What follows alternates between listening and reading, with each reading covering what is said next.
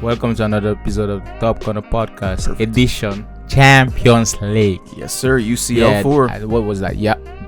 Is it like the fourth week or fourth? Yep. Yeah. Yeah. Oh, dang. Yeah, it's crazy. It's hauling ass, actually. I will say that. Yeah. Yeah, time is actually flying. Well, we had some great, interesting matches for you Yep. guys. We do have a tiny couple of pieces of news. Which one? Let me just break through these really quick. So we should, because we are responsible journalists. Oh, dang. We should go. Well, apparently that's what we're supposed to be. Yeah, I'm all for the fake news. Bayer Leverkusen has denied the idea of selling Florian Wirtz in January. They have not spoken to Liverpool. Yeah. Okay. So that was a piece that's just okay. We just throw that away. Yeah. It didn't exist. Does it make sense? Yes. Can I see it happening maybe in the summer? Absolutely. They need the money they're gonna sell. Yeah, but I like what they're trying to say though. Like they want to perform very well in the league this year, and if they sell a key player in January, that's gonna really get in the way of that.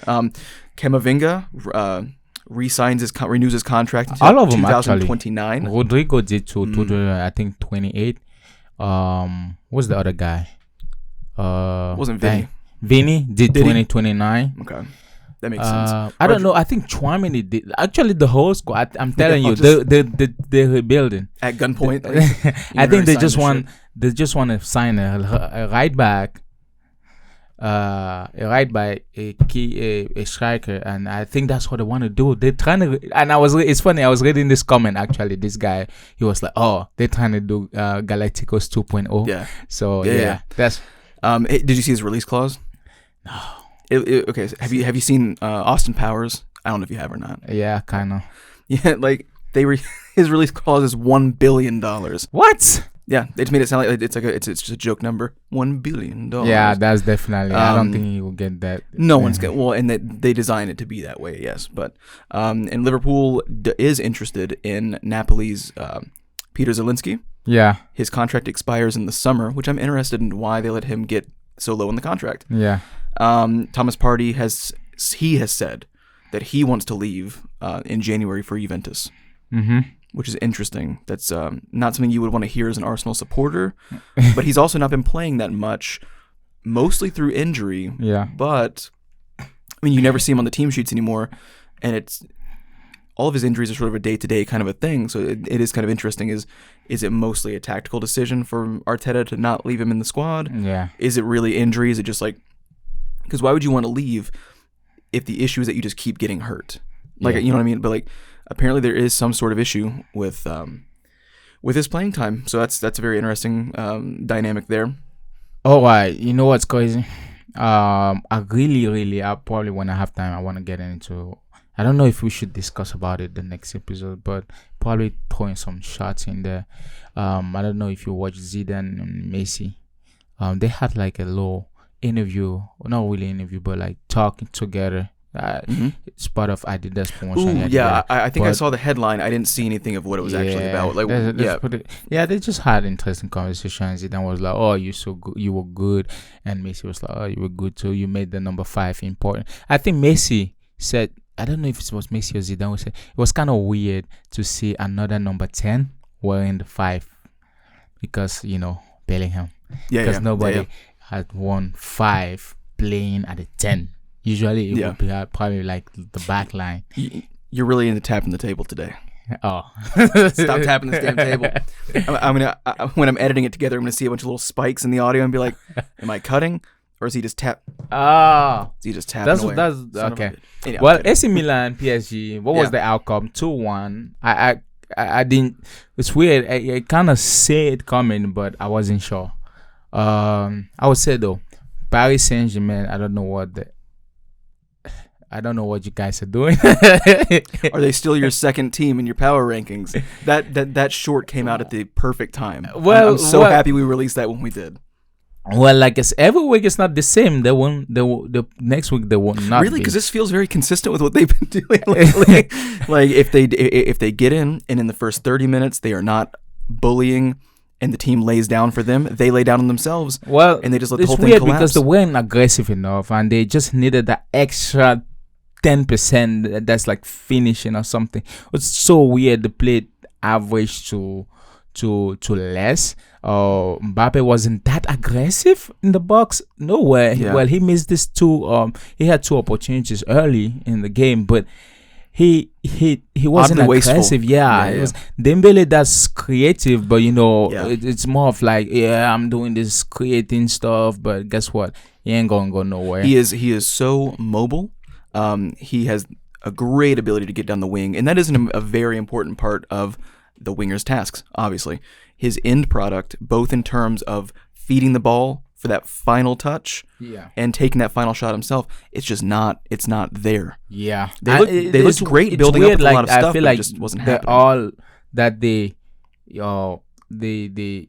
end product was just trash. Yeah, they couldn't. And it seems more tactical. I don't think that they really know what Kolo Muani is supposed to do, including him. And I think he's a good player. I think that he's a very promising player if you really look at what he does, if you look at his physicality. But it's very clear that there's something amiss between what the three of them are supposed to do, especially between Mbappe and Kolo Muani. What about Olivier Giroud? He's immortal. I know one guy who likes this guy, Olivier Giroud. I love. He played so good for his age. He's immortal. Man, he's gonna show. He's still gonna be around at 55. Heck? He's gonna come out like they're gonna wheel him out in the chair with a little IV, and he's gonna take it out. Yeah, and he's gonna stand up and crack his legs, and he's gonna get to work. It's gonna be amazing. It's really weird because I feel like he has mastered he has mastered playing at that age in terms of less physically, like he doesn't burn himself, make runs when he has to, not just to make it. Because he's young. He's still very goal oriented. He has just mastered the art of timing, pacing yourself, and I just hit the table again. And at this point, this is a funny episode. We're just let it go.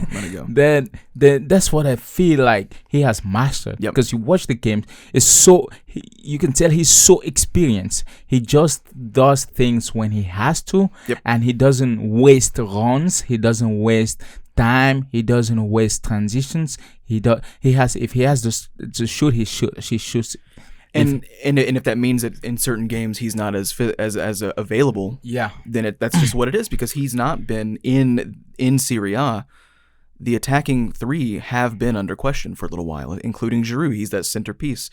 He's not going to make runs and burn himself into the ground if it's not there. But he still shows that when he needs to, and when he's able to make it really happen, he'll do it. Because what you don't want is when the attacking three is not working well together, that he burns himself into the ground and gets injured, and then you're really fucked. That's why, I don't know how PSG couldn't break the ice, because, like, if you look at it, when they were 1-1, AC Milan did a great job at defending so well, taking all the spaces, occupying every single bit of the back line, making sure when we get the ball or when they get the ball, they're so fast at getting those transitions and not wasting time in there from the mid, from their back third to the middle to the front.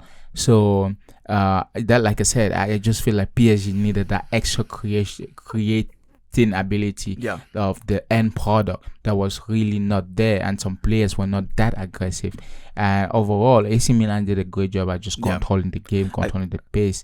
And I feel like when Mbappe had the ball, it's crazy, because when you take out spaces from people that are so space inclined, when they don't have space, it's difficult. It's like he had two person marking him every time where it looks like he was gonna do runs, and you have I think they had a right back on him, AC Milan, and there was another one. Calabria and Tomori came in and they sort of pinched him in. So they just managed the game very well. But aren't great players supposed to find ways around that? They don't shut down, and he kind of shut down.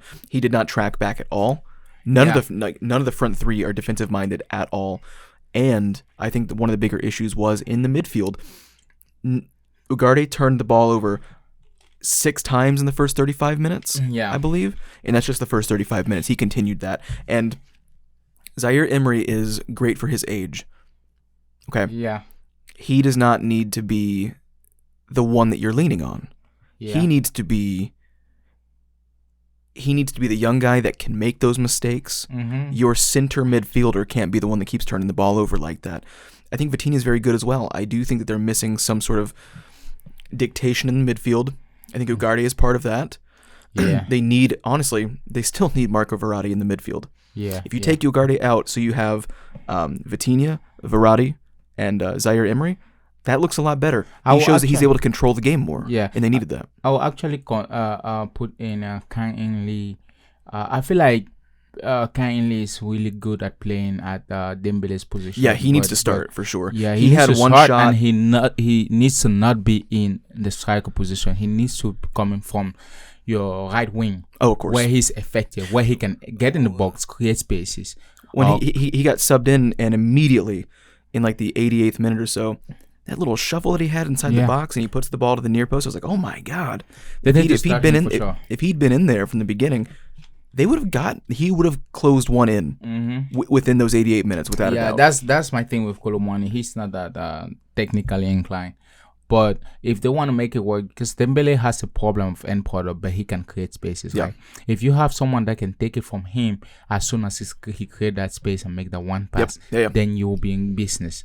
But it's so difficult. I feel it, but it feels like this whole game PSG wasn't even in the game because no, they weren't. Man, Leal had a great game. This guy was like, he kept attacking that left flank. Yeah.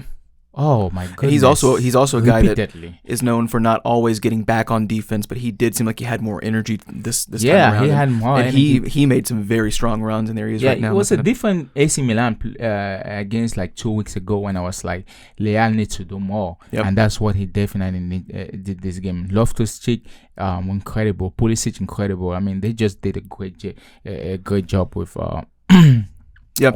And the game's on replay right now, and literally as we were just talking about it, Ugarte draws a foul just outside the box because he can't keep up in the midfield with Leao, and it's like and obviously it's going to take a supreme athlete to be able to keep up with his pace and his physicality. Yeah. But it's so easy to get the ball past Ugarte in the midfield. Yeah. And you need someone with more experience there. He's 22, I think. Vitinha is the oldest midfielder they have, and he's 23. That's unacceptable. Yeah. Like they went from a superstar squad to a young team, which I'm totally in favor of. They need to have that, but they do need more than one superstar player. Yeah, these great clubs need that always. I feel like we'll shuffle. I actually don't like Zaire Emery playing on the out. I need him in the middle. I feel like he's more. He played better in the middle. Absolutely. Yeah. And I'm saying he can be that guy who would dictate the pace. He's played the right a little more recently and hasn't been as great as the time. I think it was 2 or 3 weeks ago where he played in the center. It was fantastic. That's when when he plays that he has more impact. There's more flow to the game and it's easy. For people like I said, this whole game, I feel like PSG wasn't that much in the game, but no, they weren't. Their group is it's an interesting one because everyone can still qualify. But with that being said, we had when I texted you, I was like, we should add Manchester or Chester United, how I call them. Yeah. And I believe you did text me Chester. I was like, okay.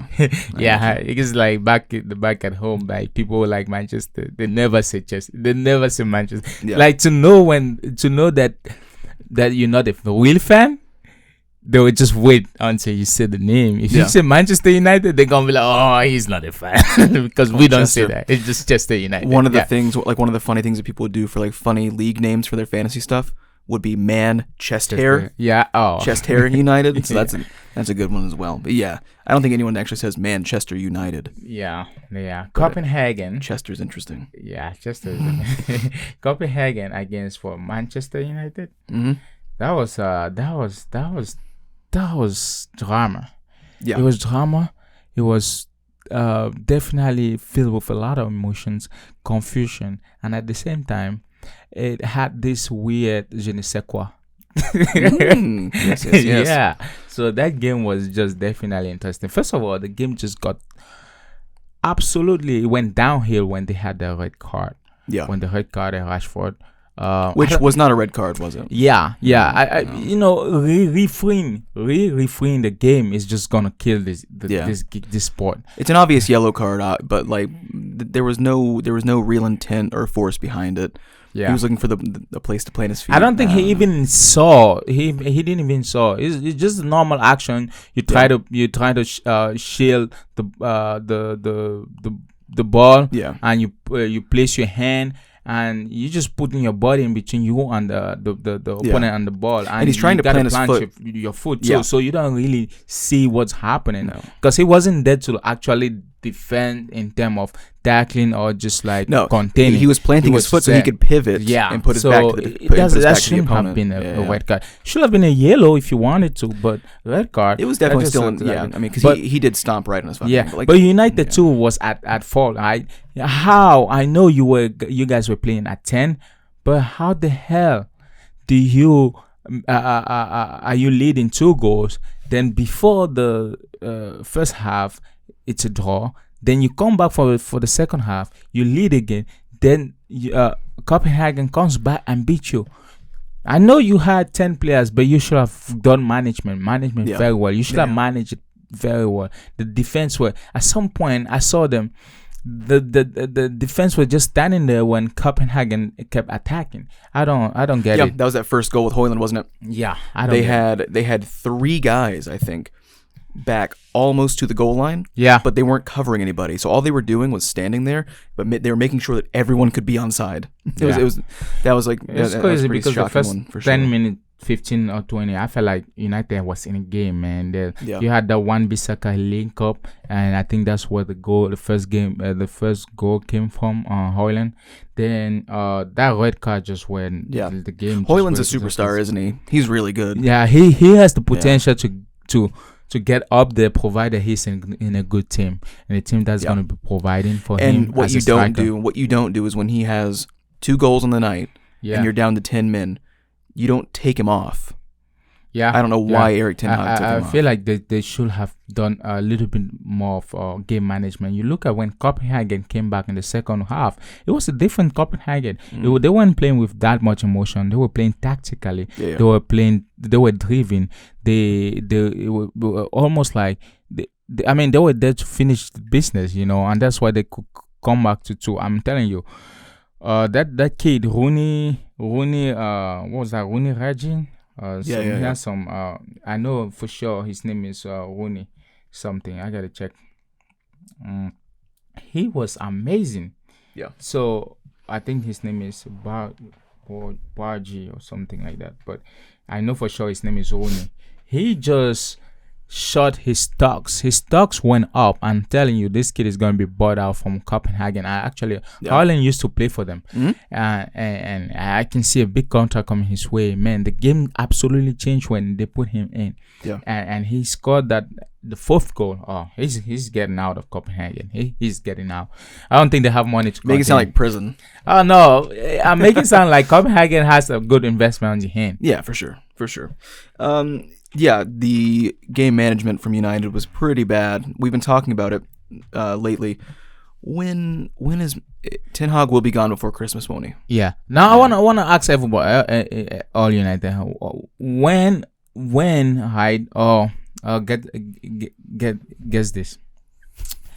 When would you want to say no to the abuse? Every day, every week in, week out, they keep getting abused by all these teams, even the lesser teams, even the big teams. It's more of like you are actually surprised when they win. This is not United we used to know. This is not United of back in the day. United of legends like Rooney. United of legends like Van Nistelrooy. What the hell are they doing? Are they not tired of getting abused? This is a big shame for them. They need to take a page out of Chelsea's playbook, and they needed to fire the manager about 3 months ago. Oh yeah, because Chelsea has no problem. Actually. Chelsea has no problem letting go of a manager with a very short period of time. Well, then here's a good question. I'll go ahead and ask it then.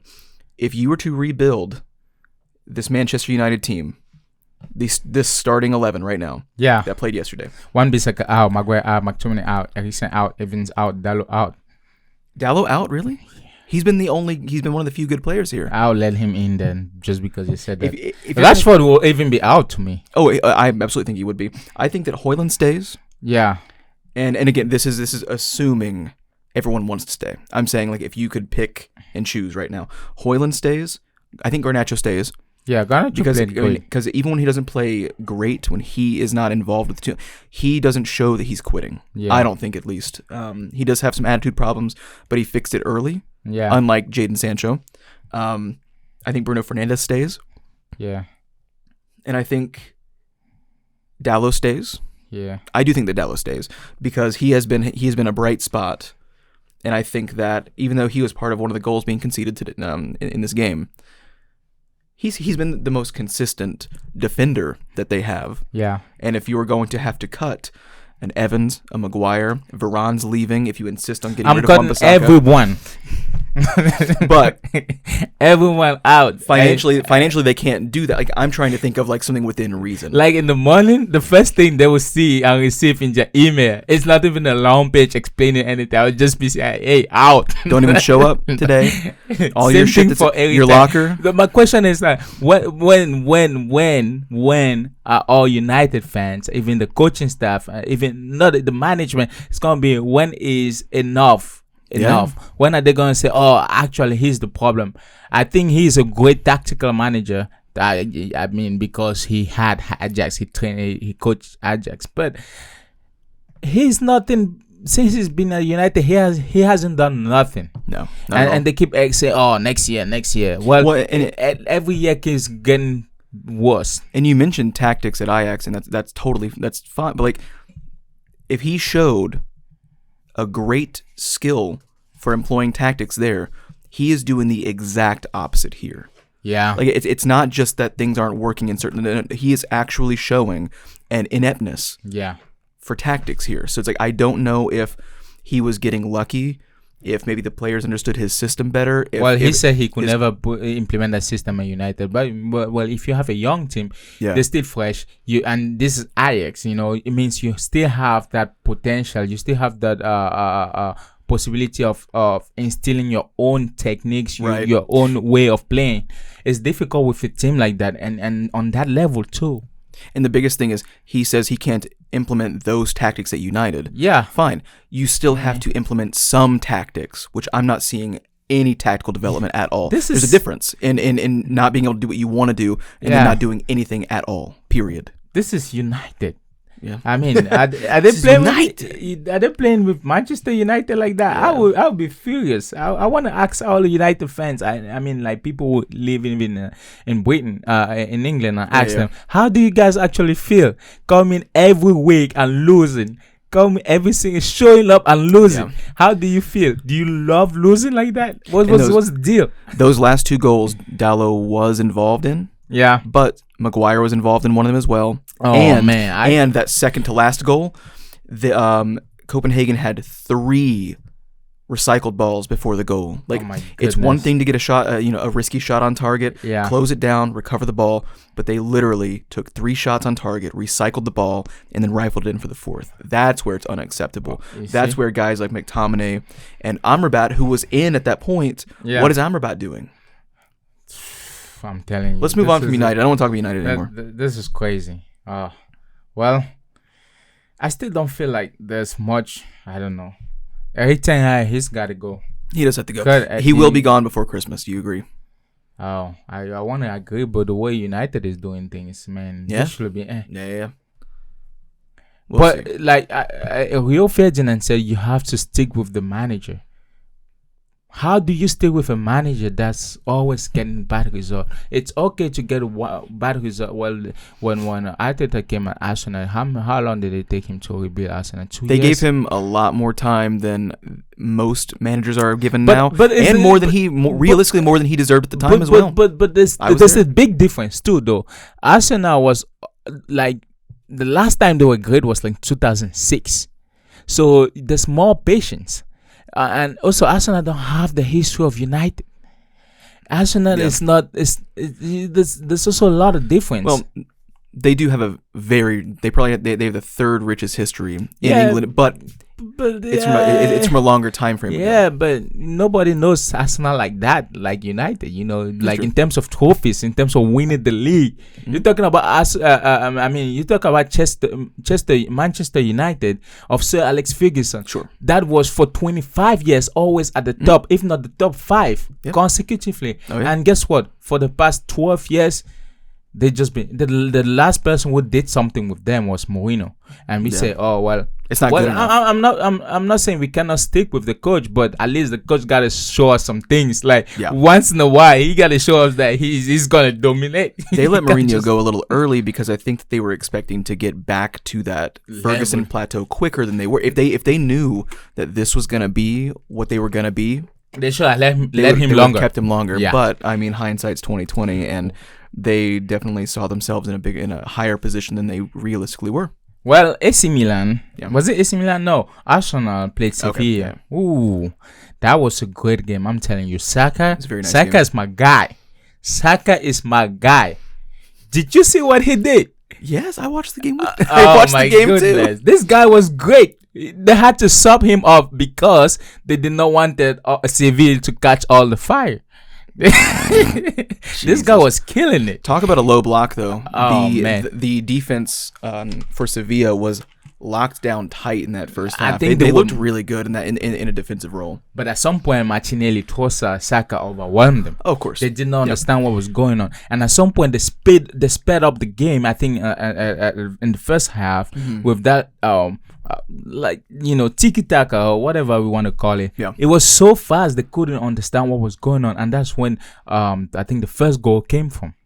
Yeah, and especially in the beginning of the second half, you could tell that Sevilla was starting to press more, which then kind of opened more passing lanes. And that was the issue, is that they pretty much gave Arsenal the ball for the entire first half. And I think that the ending possession percentages was 62-38 Arsenal.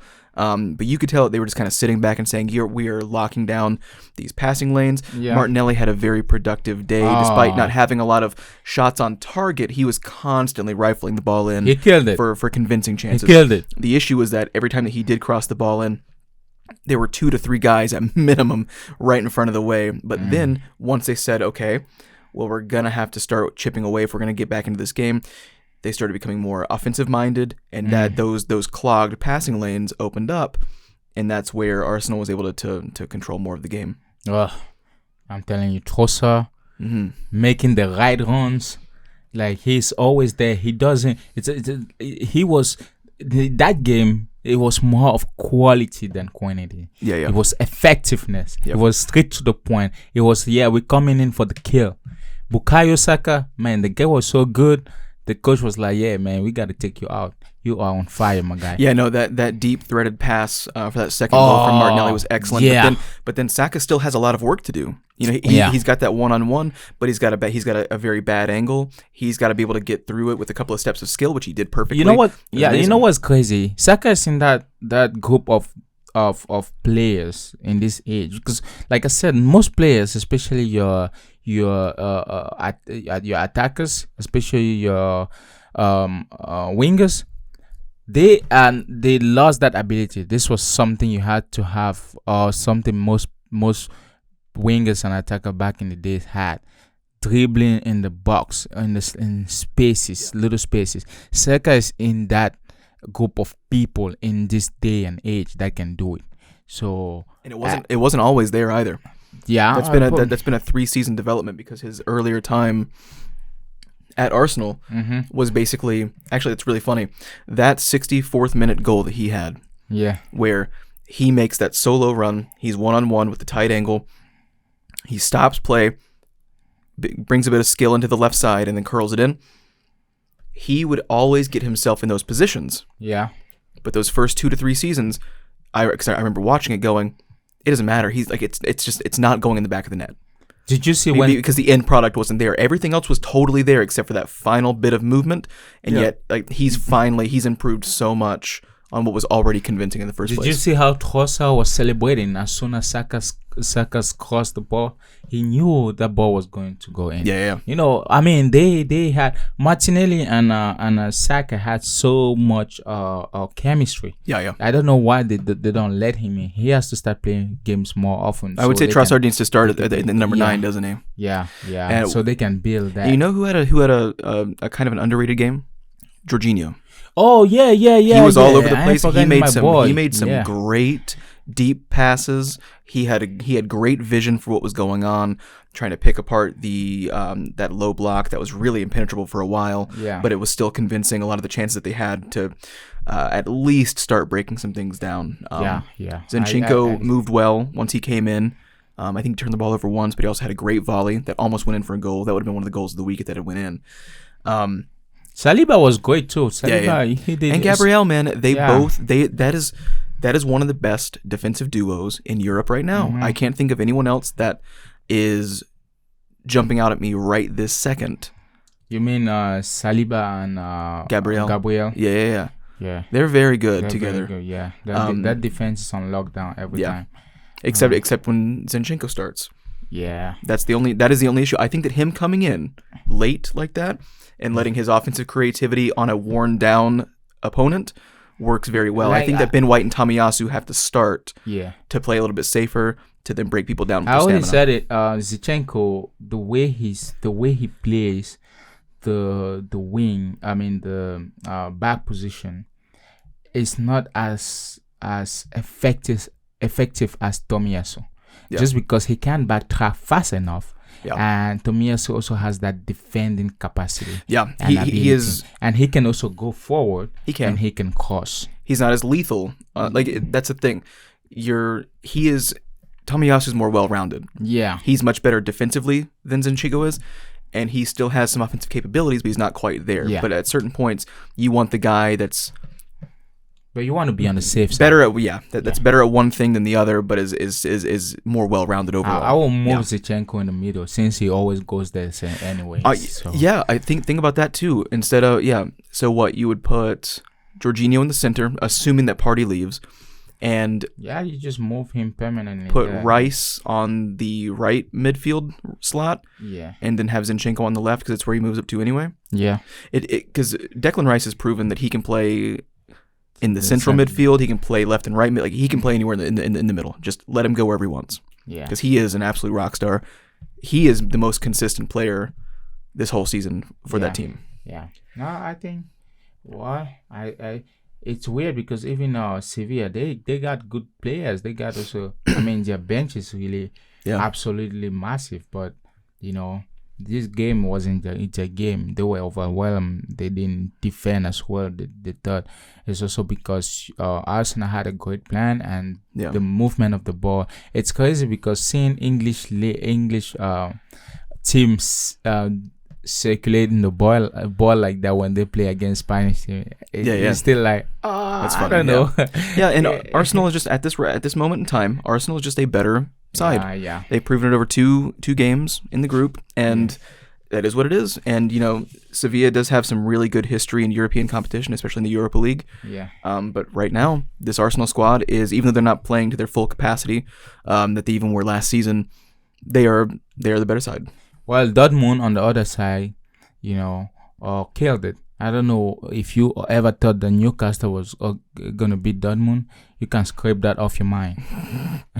Dortmund, they played them like kids. I don't know why. Newcastle had no desire to build any sort of offensive chances at all. They were totally fine with sitting back and playing way too safe. Look at the recent form. Newcastle is in better form. They have more momentum. I don't know why they let a Dortmund side that just got the shit kicked out of them by Bayern. Don't let them feel confident. That's the whole point, right? Well, it's not because they cool. It's because they can't. It's not about if the Bayern could do that, but this is Dortmund against Newcastle. Sure, no. They don't have that ability. They don't have that Champions League mindset yet. Dortmund's been they don't, like an old dog. But Newcastle do seem to play better when they're a bit more offensive minded. When they think they can just sit back and play super safe, they leave themselves more open than exposed, and they think that they will. I feel like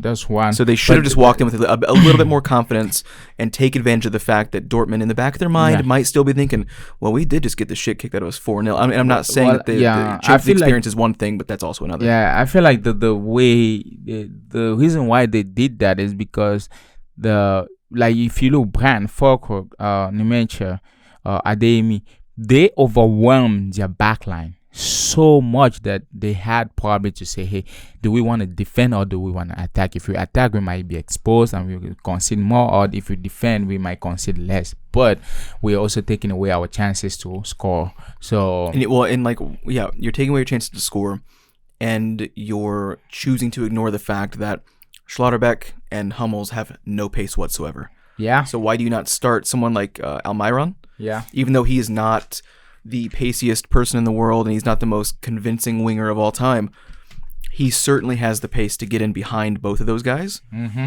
And if that's all you want to do, if you don't want to send everybody up, if you want to play a little bit safer, but send him on runs in behind, you could have gotten more sniffs at goal because he is quicker than both of those guys, without a doubt. And they've proven that their pace and lack of physicality now is the reason that Dortmund is conceding goals. Well, when you lose Tonali, because this guy was apparently gambling. What a dumbass! It makes it difficult, because when they're missing a lot of there, guys.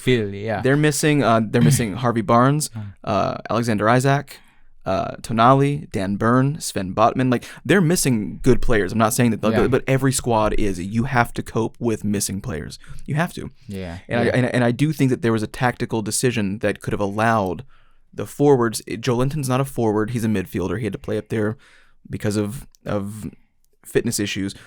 But you're telling me that you could not have made some sort of tactical decision to allow a quicker forward to get in from behind while still covering your own ass in the back. Yeah. There was some, but they just showed that they weren't interested in really advancing the ball forward that much. They wanted to maintain possession and do something with it at the end of the day. I don't know, but Nick Pope was fantastic too. Well, there's also a thing that's true, right? For this, just want to say this before we can proceed probably to end the episode. It's like every time there's a new a new English team coming in the Champions League, then it's weird because I feel like it's like some sort of karma.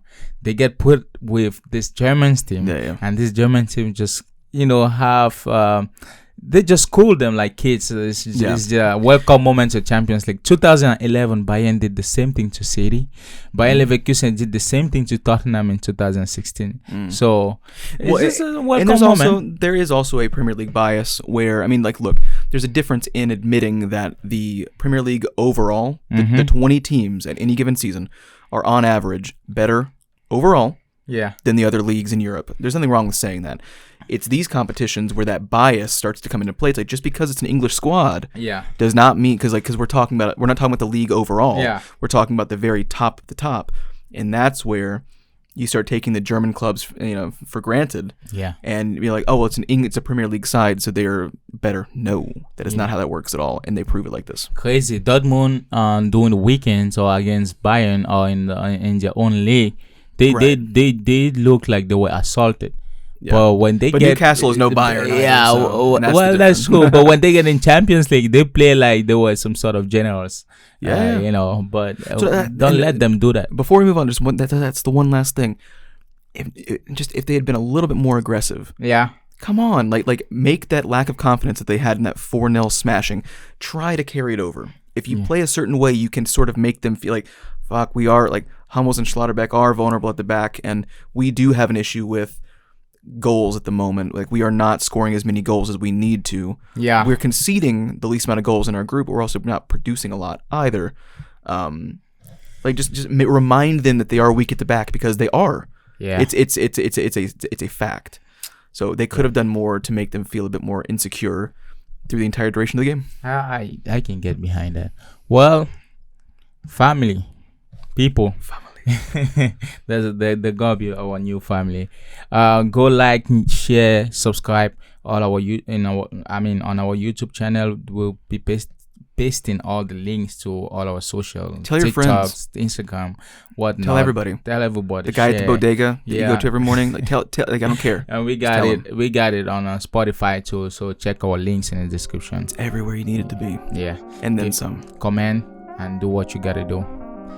All right. Bye, y'all. Goodbye.